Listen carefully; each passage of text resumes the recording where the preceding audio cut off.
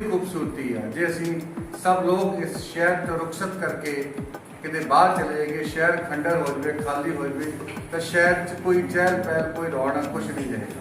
इसी तरह ये मनुख के अंदर घड़ी घड़ी ते घड़ी विच फर्क हुंदा, फैन जग ते बेशुमार घड़ियां, एक ओ घड़ी जिहड़ी टाइम देवे, एक विकदियां पास घमियार घड़ियां, एक आम दी घड़ी मिलाप वाली सर्ब संगत नूं जिहड़ी मिला सकदी, घड़ियां होर खरीदियां जा सकन पर अज दी घड़ी खरीदी नहीं जा सकती।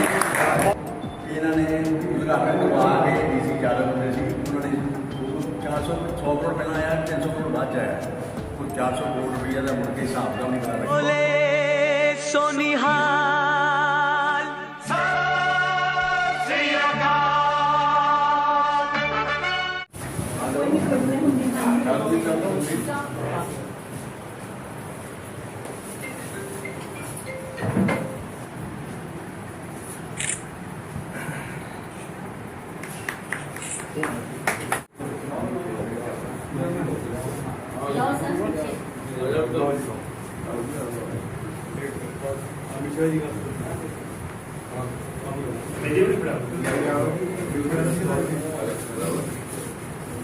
फोटो खींचो कैसी एक मिनट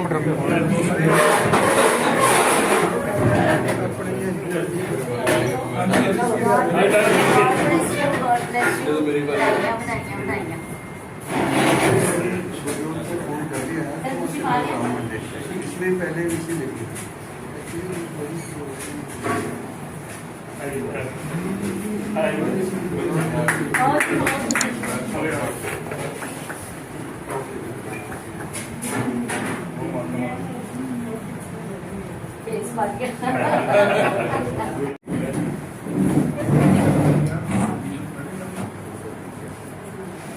बस सर इस मौके पे मैं आप सबका बहुत धन्यवाद करना।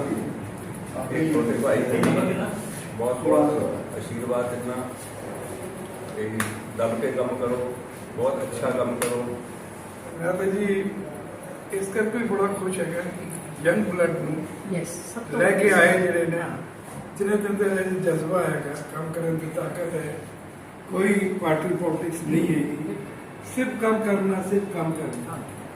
बादशाहियां जे सतगुर नदर करे, ये बड़े भागा वाली घड़ी आ कि इन्हों को ये वधिया अहदा मिलिया और तुसी सारिਆਂ ने आशीर्वाद दिता कि वधिया एनर्जी नाल काम करनगे। मेरी भी यही दुआ वा कि जिन्नी भी ये साडे कोलों सपोर्ट मंगणगे असीं देण लई तैयार हां। परमात्मा इन्हां नूं हमेशा चढ़दी कला विच रखे।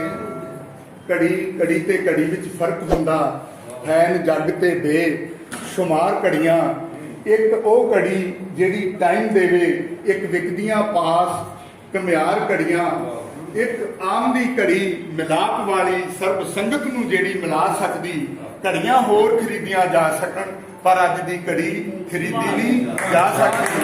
बहुत बहुत मुबारकबाद सारे हाउस नूं और शख्सियतां संगीत जगत नाल, खेडां नाल ते सभ्याचार नाल जुड़ियां शख्सियतां दा मैनूं दर्शन करन दे माण होया। ਉਹਦੇ ਇਸ ਮੌਕੇ ਤੇ ਮੈਂ ਜਿੱਥੇ ਆਪਣੇ ਨਿੱਕੇ ਵੀਰ ਨੂੰ ਇਹ ਜਿਹੜੀ ਜ਼ਿੰਮੇਵਾਰੀ ਦਿੱਤੀ ਗਈ, ਤੁਹਾਡੇ ਸਭ ਵੱਲੋਂ ਮਾਣ ਦਿੱਤਾ ਗਿਆ, ਉਹ ਜ਼ਿੰਮੇਵਾਰੀ ਨੂੰ ਅੱਗੇ ਨਿਭਾਉਣ ਦੇ ਲਈ ਸ਼ੁਭ ਇਛਾਵਾਂ ਵੀ ਦਿੰਦਾ। ਅੱਜ ਦੀ ਇਸ ਖੁਸ਼ੀ ਦੀ ਘੜੀ 'ਚ ਜਿਵੇਂ ਰੰਧਾਵਾ ਸਾਹਿਬ ਨੇ ਜ਼ਿਕਰ ਕੀਤਾ, ਸਾਰੀਆਂ ਮੌਜੂਦ ਸ਼ਖਸੀਅਤਾਂ, ਸਾਰੀਆਂ ਉਹ ਸ਼ਖਸੀਅਤਾਂ ਨੇ ਜਿਨ੍ਹਾਂ ਤੋਂ ਅਸੀਂ ਬਹੁਤ ਪ੍ਰਭਾਵਿਤ ਹਾਂ, ਜਿਨ੍ਹਾਂ ਤੋਂ ਮਾਰਗਦਰਸ਼ਨ ਲੈਂਦੇ ਹਾਂ, ਜਿਨ੍ਹਾਂ ਦੀ ਯੋਗ ਅਗਵਾਈ 'ਚ ਅਸੀਂ चल रहे हैं। सरताज अजमल साहब और मिश्रा जी, मैडम अफरोल, कालेराम जी, मैडम सुखबीर चट्टा, गुप्ता जी,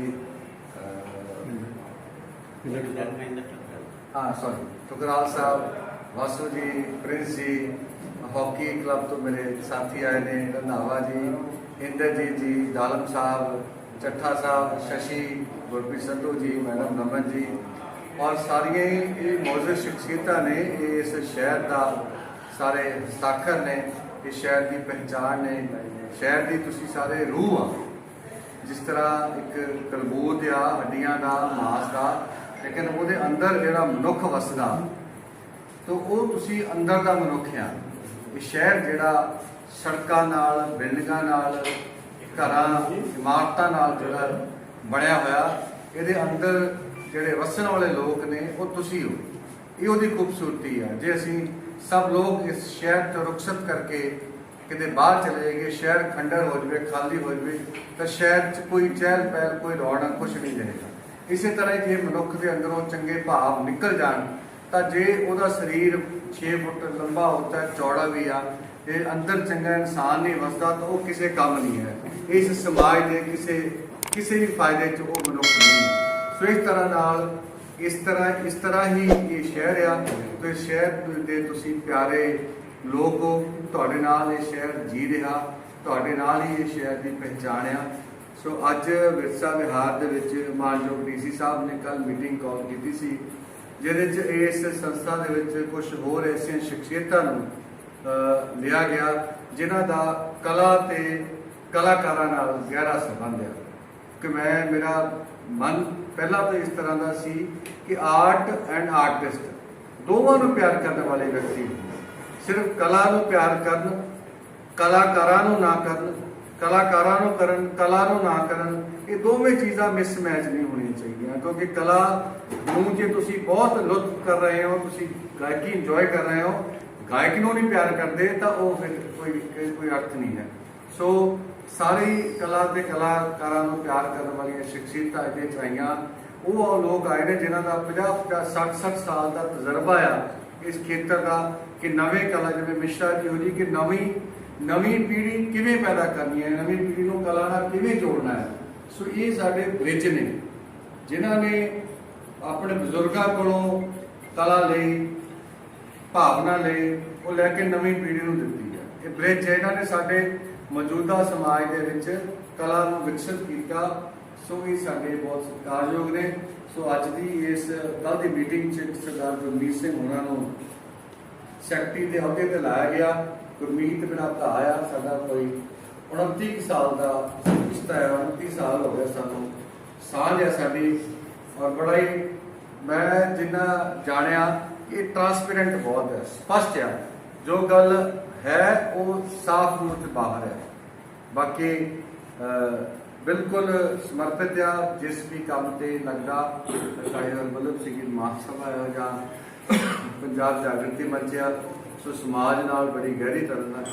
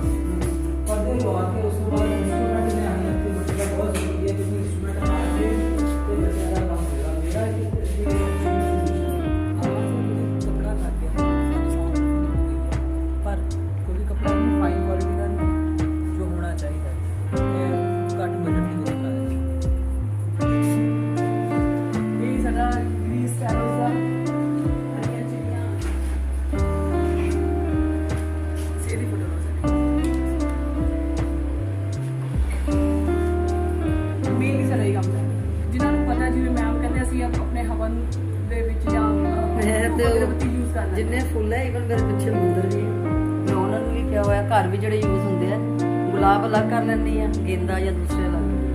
ਜਿਹੜੇ गेंदा वगैरह ਦੇ ਨੇ ਉਹ ਸਮਗਰੀ ਚ ਪਾ ਕੇ ਧੂਣੀ ਕਰ ਲਓ, ਨਾਲੇ ਤਾਂ ਤੁਹਾਡਾ ਘਰ ਜਿਹੜਾ ਥੋੜਾ ਜਿਹਾ ਐਂਟੀਸੈਪਟਿਕ ਰਹਿੰਦਾ, এনवायरमेंट ਵਧੀਆ ਰਹਿੰਦਾ। ਗੁਲਾਬ ਜਿਹੜਾ ਉਹਨੂੰ ਸੁਕਾ ਕੇ ਰੱਖ ਲਓ, ਉਹਦਾ ਗੁਲਾਬ ਜਲ ਬਣਾਓ, ਤੁਹਾਡੀ ਸਕਿਨ ਲਈ ਵਧੀਆ ਆ। ਪੈਕ ਬਣਾਓ, ਚਾਹੀਦਾ ਨਾ ਸਾਨੂੰ ਨਵੀਂ ਨਵੀਂ ਚੀਜ਼ਾਂ। ਅੱਛਾ ਹੈ ਵੀ ਇਦਾਂ ਹੋ ਸਕਦੀ ਹੈ, ਇਦਾਂ ਹੋ ਸਕਦੀ ਹੈ, ਬਿਲਕੁਲ ਅੱਛੀ ਗੱਲ ਹੈ।